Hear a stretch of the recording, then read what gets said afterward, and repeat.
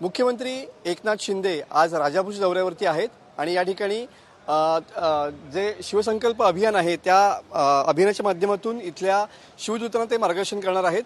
या संदर्भात बोलण्यासाठी आपल्यासोबत रत्नागिरी सिंधुदुर्ग लोकसभा मतदारसंघाचे सहसंपर्क प्रमुख रवींद्र फाटक सर आहेत।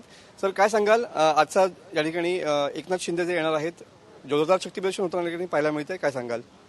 नाही, शिवसंकल्प अभियानच्या माध्यमातून आज महाराष्ट्राचे मुख्यमंत्री या जिल्ह्यामध्ये येत आहेत।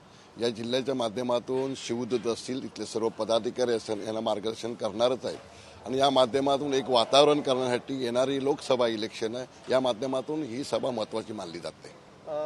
रत्नागिरी सिंधुदुर्ग लोकसभा मतदारसंघावर सध्या भाजप आणि शिवसेनेमध्ये या ठिकाणी रस्सीखेच पाहायला मिळते। या संदर्भातील काही सुतोवाच मुख्यमंत्री करू शकतात का, काय सांगाल?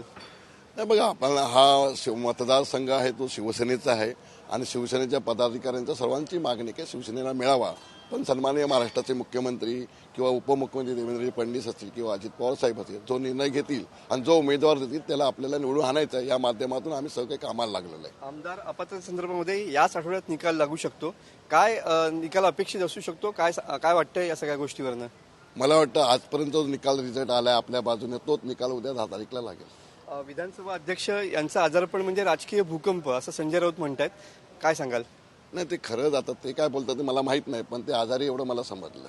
नक्कीच हे होते रवींद्र फाटक सर।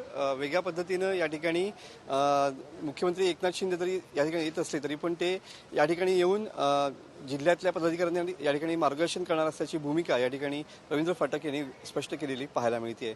कॅमेरामॅन समित गजनेसह मी मनोज डेले, TV9 मराठी, राजापूर, रत्नागिरी।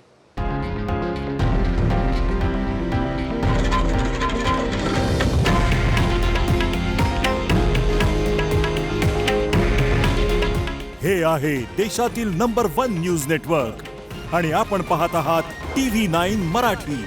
काळजी तुमची, हित महाराष्ट्राचं।